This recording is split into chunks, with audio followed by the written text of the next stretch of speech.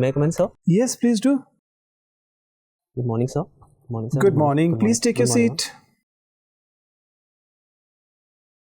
So, you're Mr. Ramendra Prasad. Ramendra, yes, sir. Ramendra, are you vaccinated? Yes, sir, I am. Since the board is also vaccinated, so I'll advise you to remove your mask. Sure, sir. Comfortable? Yes, sir. Fine, Ramendra. To begin with, please let us know something about yourself. Sir, my name is Ramendra Prasad. I was born in Patna and brought up in Maharashtra.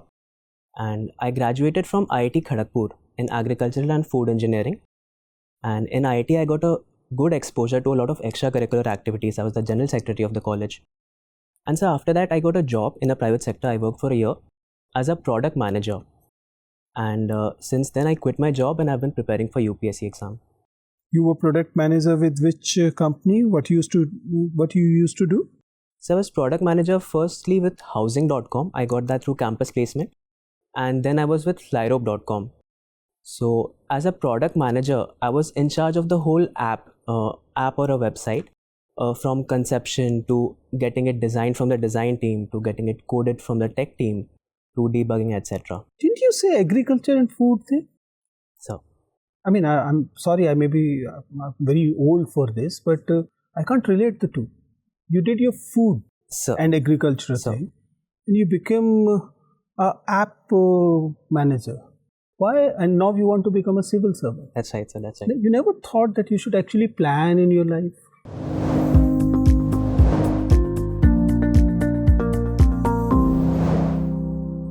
Sir, I did plan, sir. I tried to go get the best of the education. And sir, IITs, I would say they're top class institutes to make top class professionals.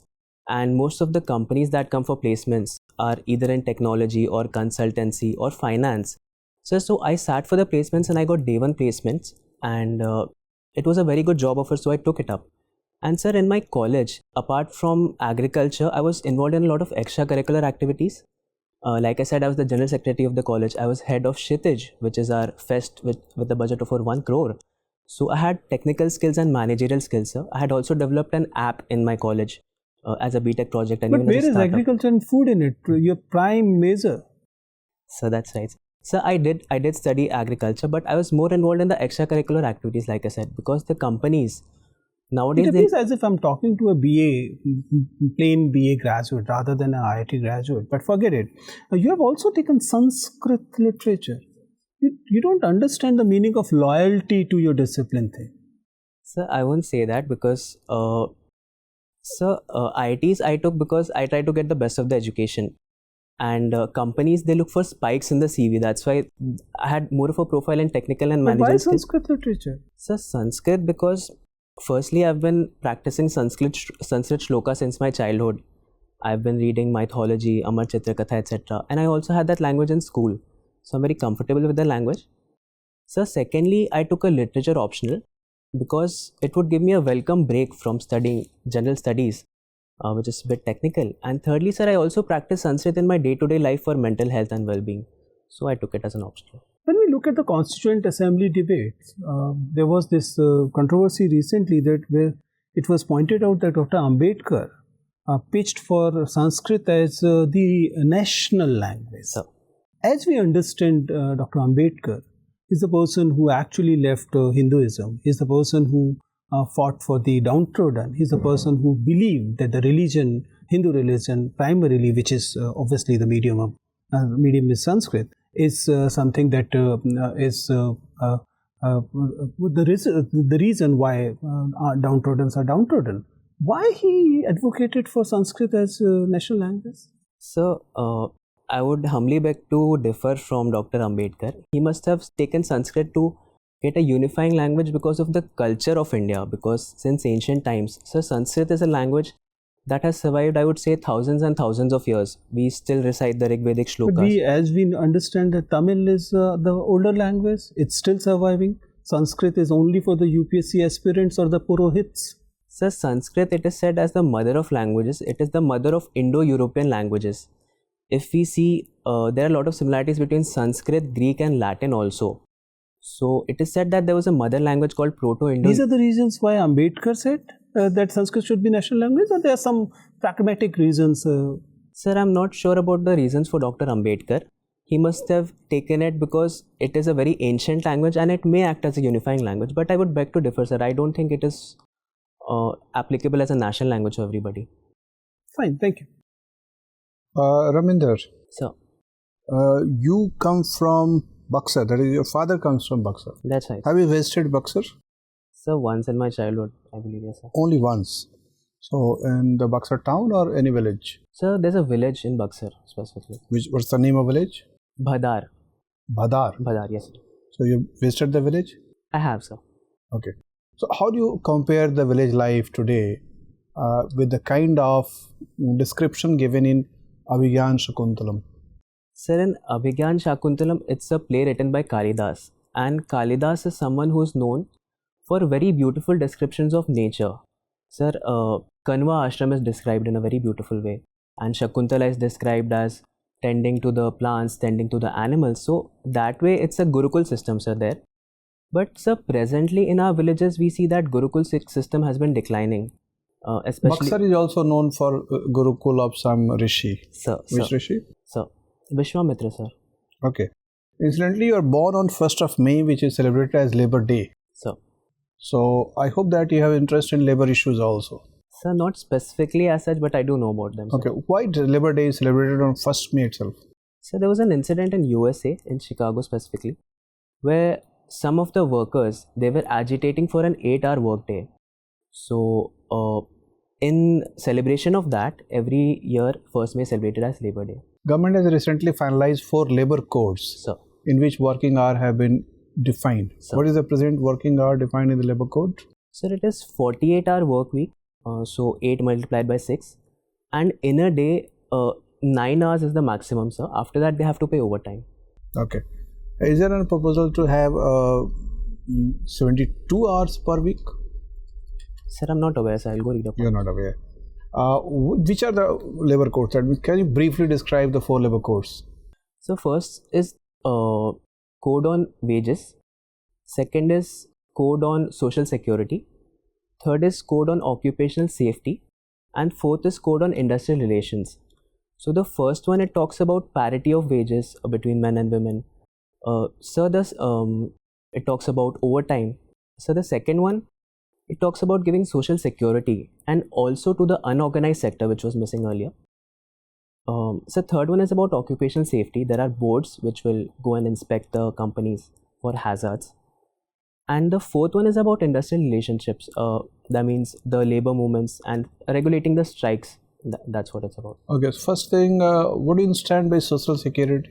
So social security is a sort of safety net. When people go for a job, in case they get an accident or they have a health issue, so sometimes insurance is provided that acts as social security. Accidental insurance. Accidental health insurance. Health insurance. Unemployment insurance. Which other facilities are included in social security? So health, dental health, even accidental life insurance. Unemployment benefits also sometimes may be counted. Unemployment allowance. What about Provident Fund? Yes, sir. PPF, EPFO also. Pension? Pension also, yes. Okay. What's the relationship between social security and labor productivity? So, as far as my understanding goes, when a labor has security, social security, they will have a peace of mind, and then they will be able to better go about their job. And also, it prevents some sort of catastrophic incidents happening on the family. For example, in accidents, God forbid, their family may be well taken care of. So that acts as a. So, what's the conclusion? What was the nature, direction of relationship? So more secured life of laborer means more productivity or less productivity? More productivity, sir. Okay. You have done food engineering, and we are nowadays debating engineered food, engineered crops. What's your opinion about engineered food crops? So I would say that hybrid seeds are good, but I am not a supporter of GM crops, sir, personally. Reason? So there are a lot of reasons for that. Firstly, I would say that there are health issues, health concerns also. There are issues to the environment, that the genes may spread to the environment. And sir, we don't know. I think it's like playing with the source code of a computer. We don't know that changing one gene may or may not change something else. So that is a cause of debate, sir. Has the government approved any GM crop? So presently, the government does not approve GM food crops. It has only approved GM cotton. Sir, but I'm afraid to say that already GM crops have entered into our food system because we import palm oil, we import soybean oil, which is GM. And also, sir, cotton, when it is pressed, the oil cakes, they go as dhape for the cows. So that also enters the food chain, sir. Okay, my final question. Why is Ramtek temple important or popular at least? Sir, Ram Tekdi comes from Ramgiri Ashram. It was a place near Pune where Ram and Sita spent some time. And also it is very famous that Kalidas wrote his Meghdut over there, sir. Okay, thank you. Well, Ramendra, Sir. you are a guitar player. So I am, yes, sir. Did you learn or it was just a hobby or? So it was a hobby. I picked it up in college. I learned on my own through YouTube. So which is the toughest chord? So bar chords are tough, but I'm comfortable with bar chords also, no issues. Okay, suppose you have to play a song which you have never played. Sir. So what will be your approach? So I can play by ear. So mostly they will fit on some specific chord patterns, like maybe G chord, C chord and a D chord, or something like C chord, F chord and a G chord, or even E chord, A chord and a B chord. So I can manage, sir. That's wonderful. Thank you, sir. Thank you, sir. So do you think electronic music is overshadowing the traditional instruments? Or can there be a hybrid model? So I think both are good in their own way, because even after electronic instruments, we have a lot of acoustic covers also. So it depends on the person's choice and preference. And nowadays we're also seeing a lot of fusion music. So even the traditional instruments are turning, fusing with electronics. So there's a whole diversity. Good. Why is Sundarban famous for? So Sundarbans is one of the largest stretch of mangrove forests in the country. So it is firstly famous for the Royal Bengal tiger. And so it acts as a sort of buffer zone to protect the area from cyclones, from floods, etc. And right now it's also seeing a lot of degradation, coastal erosion. And Sagar Island, sir, if I'm not mistaken, was in the news because it was getting eroded in the Sundarbans. So what is the way out? Sir, I would say that right now we should move from climate mitigation to climate adoption. Sir, Bangladesh is one of the countries which is facing the worst crisis, and sir, right now their agriculture has turned into floating farms because they get a lot of floods. We have a hanging village of Kalabagi they're forced to build on stilts. And so instead of chickens, they're now growing ducks because they float in the water. So I'm sorry to say that we have to move towards that, all that. You were cultural secretary of your college. Sir, General Secretary Technology of my college. Oh, yes, sir. That's wonderful. You must have gathered a lot of momentum so that people work with you. So, So, being a civil servant, if you have to motivate the people working under you, how will you motivate them? sir, I would say that a leader should get the team through highs and lows. And I would firstly set a personal example. And I've noticed that a lot of times in the lows is when the team needs it the most. For example, sir, taking the case of Dr. APJ Abdul Kalam and his boss Satish Dhawan. So, sir, when the PSLV launch failed, the boss said that it's my mistake. But when it was successful, he gave all the credit to Dr. APJ Abdul Kalam. So, these are some of the things we should do. So, basically, keep the team together through the highs and lows and set a personal example for them, sir. Anything else? So, emotional intelligence, social skills, empathy. Okay. So, What is red tapeism? sir, red tapeism means in the bureaucratic processes, sometimes it may take a lot of time to go through the loopholes or bureaucratic procedures. So it leads to delays in time. That is called red tapeism. And how you can counter that? If you have to reduce the red tapeism, what will you do? So I would say technology can be a game changer in this, because nowadays, even still today, a lot of the government's work is still paper based. The government is looking for presence-less and paperless delivery, but still a lot of work happens on paper. I observe my father, he gets a lot of files which are bound in cardboard files. So in my private sector job, I've never seen a file, sir. All of the work was online. So technology can be a big way. We already have apps like Pragati platform where the Prime Minister is himself monitoring all the projects. So that all these steps can reduce red tapeism. Even tendering can be done online through the GEM portal. funds can be transferred through PMFS. So there's a lot of scope for that, sir. Thank you. Thank you, sir. Ramendra, Ma'am. You are from Maharashtra. Can you suggest 5 or 6 heritage sites to me? Ma'am, firstly, I would like to talk about the caves. The Ajanta caves are very beautiful. So, ma'am, in the Ajanta caves, if you... No, just give me names. Yes, ma'am. Ajanta caves, Ellora caves, Elephanta caves. Then I'll talk about the forts. So, there's Daulatabad Fort, Simgar Fort, Sindhudurg Fort, etc. Okay. Any other heritage site? Ma'am, there's Shaniwar Wada in Pune. So, mostly forts and buildings are there. I'm sorry, ma'am. The caves are important and the forts are important. Okay. There's natural heritage as well, I would say Tadoba, etc. I'm not sure if it's in UNESCO or not. So, you have studied Sanskrit optional, and Yes. you told us like you have a passion for Sanskrit. Yes. Who has written Shuknasopadesh? Shuknasopadesh, ma'am, is... just give me a moment, ma'am. It's part of Kadambari, ma'am. It is written by Ban. Can you recite something from that text to us? Ma'am, it's basically a Gadya Kavya. So, in Shuknasopadesh, there is a minister, Shuknash. He talks about how to behave as a king, how to listen to the guru. So, I can recite a couple of lines, ma'am. Just give me a moment.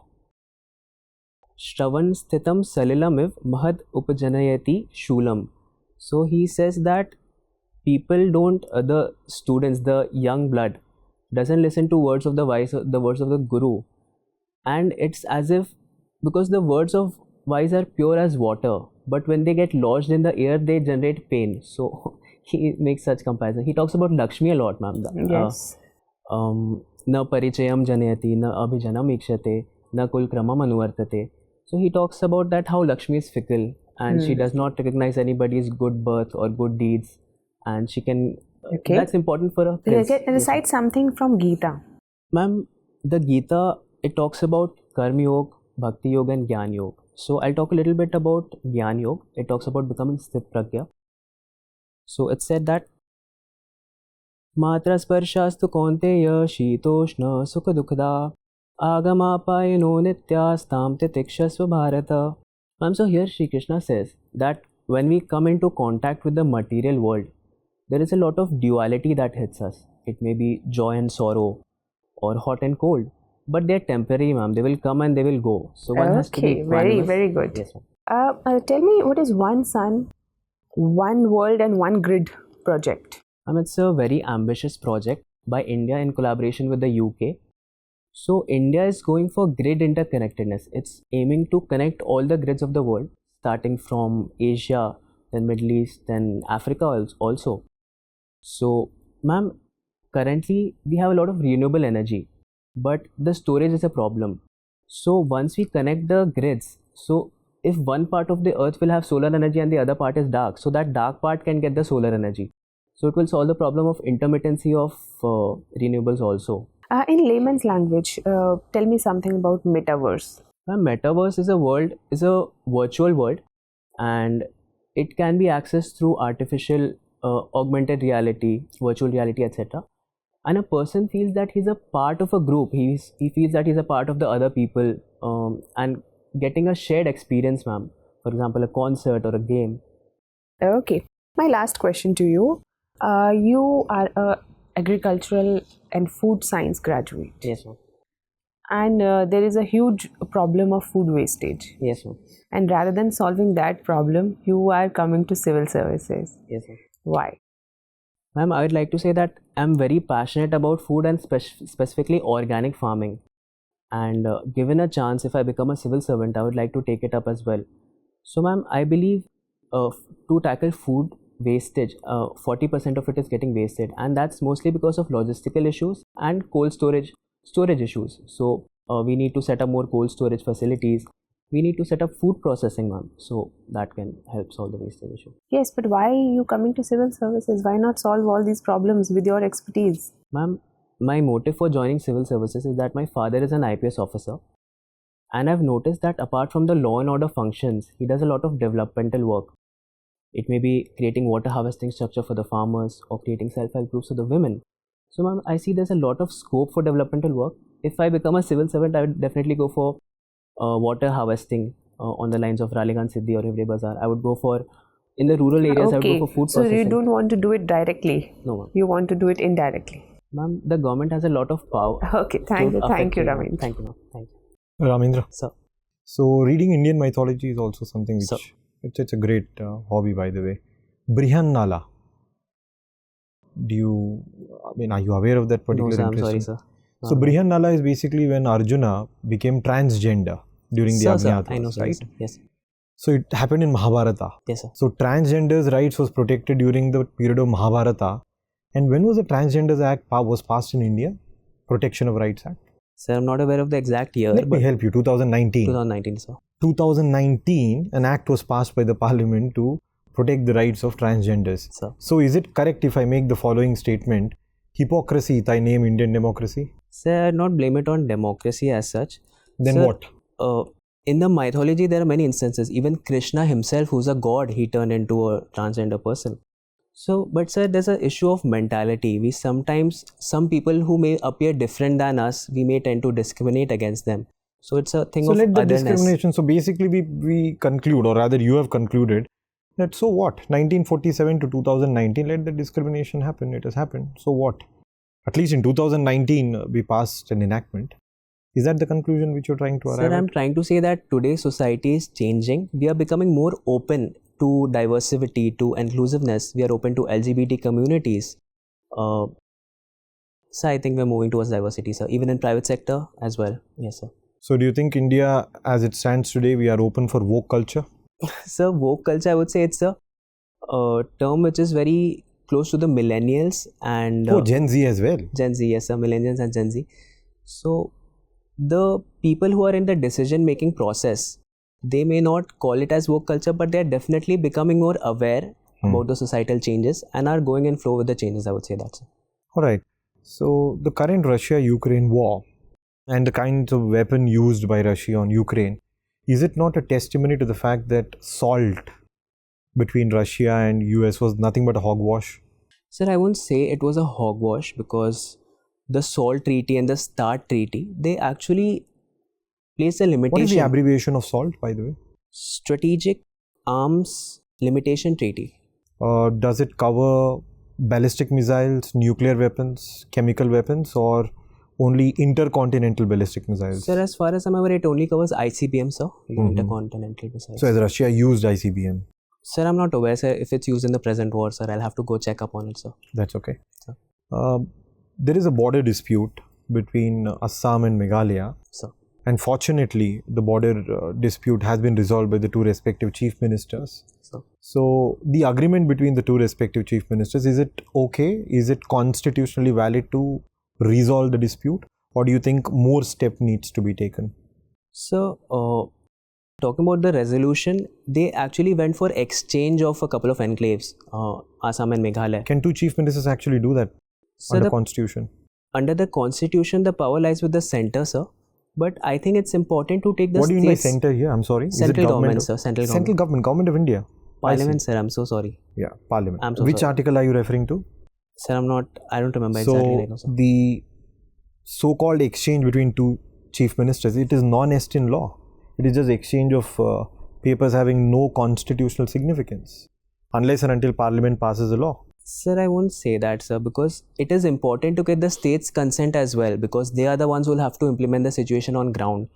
And in a federalism, it is not good for the center to impose something from a top-down perspective also. So I think it's very good that the chief ministers have sorted out. But is it not antithetical to democracy that two elected chief ministers have agreed to exchange the enclaves, and lo and behold, you have to look up and wait for the Parliament to pass an enactment? Sir, I think it's very proper as per the rule of law and the procedure, sir. I don't see an issue with that, sir. So basically, you agree with the current state of affairs? Yes, I do. My last question. Let me just narrate a small little shloka to you. Please tell me what does this shloka entail. Sir. Ya kundendu tushara haradavada, ya shubhra vastanvita, ya veena varadanda manditakara, ya shweta padmasana. Which goddess is referred to in this? The goddess Saraswati, sir. Excellent. Why did you say goddess Saraswati? What are the key takeaways in which you concluded that it is referred to goddess Saraswati? Shubhra Vastra, white clothes. Shubhra, not Shubhra. Shubhra Vastra Vrita. Yeah, Yeah, Veena Varadanda Manditkara. She holds the Veena. absolutely. So it's Saraswati. These are two Goddess. indicators. Excellent. Thank you. Thank you, sir. Thank you. Okay, Ramendra. So, Ramendra, you mentioned that your mother is a self-employed, right? so. What is this IOFS? So she had cleared the UPSC Civil Services exam and was allocated the Indian Ordnance Factory Service.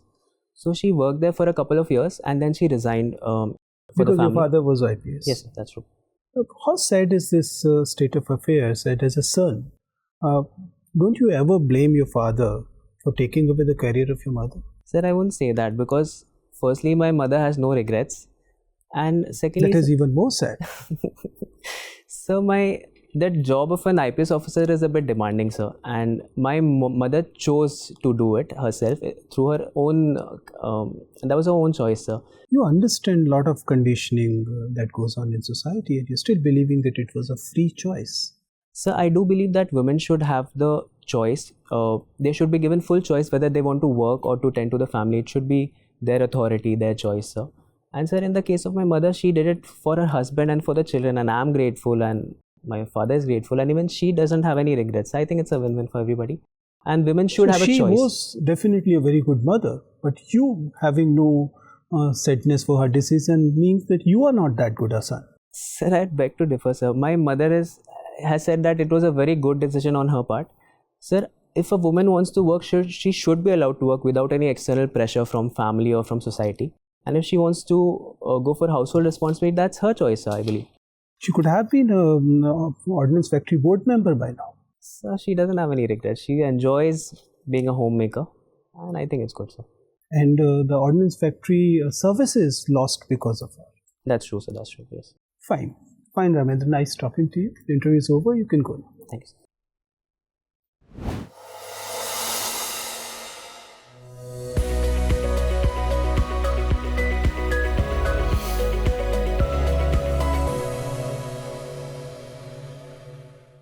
Take a seat, Ramendra. Sir. Ramendra, your interview is on 20th. You have hardly 2 days, right? Yes, sir. So, it's going to be your first interview at the UPSC? Yes, sir, that's right.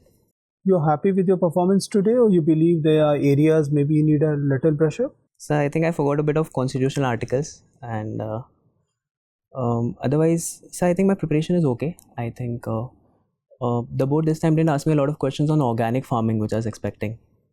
I think that's all. And how about the communication thing? Is it your best, or you believe that you can be a little better? So I was told that I should take a pause and I should speak and I should listen to the question carefully, and I tried to inculcate it. I'm not sure if it's come out or not. No, that part is definitely okay. So Ramendra, see, you're going to be interesting for a variety of reasons. One, obviously, your family background, which is reflected in the DEF, so board members will be really interested in having a conversation. Also, you carry wonderful personality. You've studied from nice institutions, so there is a diversity in the DAF. And the diversity in the DAF is always something that the board is really interested in. So that part, obviously, the board gonna enjoy the conversation to begin with. Then it is up to you that how you build some kind of a organic conversation which is required for good performance in the personality test. Coming to specifics, your entry is good. Sitting posture, I'll be coming to it in a while, but in general your voice level is fine. Your hand movement is more or less restricted. Eye contact, there was a strange thing that it was good for most members, but it wasn't good when you were talking to the ma'am. So it was as if you are not making that eye contact which is required to have conversation with the lady members. I think that is required. That is required because even otherwise, I'll be coming to it, this sensitivity audit part of your performance, that will be there. And it will look good to observe the candidate, how the candidate is talking to the person with the opposite gender. So it is important. So I'll advise you to have that formal eye contact wherever required. Other things is good. Sitting posture, as we said, you must have heard the word manspreading, Sorry, sir. right? So, I mean, this is something you can be a little careful. It's not that you were not really spreading actually, but you were occupying more space than you should be occupying. So that is one thing you can take care of.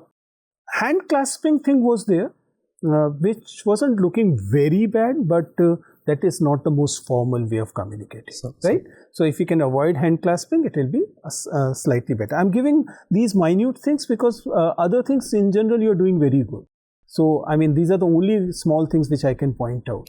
Your best aspect is that you have this diversity and you have you're able to sustain the kind of interest which the board gonna have in you, be it guitar, be it Sanskrit. These are the areas where you're comfortable discussing. It's not as if it appears that you have written it just for the sake of it. But then you have a very diverse depth. So thankfully this time it was guitar and Sanskrit where you were good. But I hope you're good in other part also, which are mentioned. That is important. Coming to other things. Again, I'll be, see, on the content front, there was only a few things which, as you mentioned, for example, Article 3 was this, I'm sure you'll be looking at it. But small suggestion, not huge. One is that in the beginning, it appears that as if you have a dry mouth. I did, so I did have a So I'll advise you to make sure that you take a sip of water or two before you enter, right? So that it should appear that, because dry mouth has both connotation. One is actually literal dry mouth, but the other is that probably the person is too nervous, anxious, and that's why this dry mouth thing is appearing. So be sure that you take a sip of water before you enter the room, right? That is one thing you can work. And the last is on the sensitivity thing. So whether it is transgender, whether your eye contact, whether you're manspreading, and whether your discussion about your mother's career. If you take it collectively, individually all these things are okay. But if you take it collectively, it becomes of a person who should be a little bit more sensitive than he is right now. Right? I'm not criticizing, but you can understand that it is my duty to point out a few things. So look at it in a collective manner.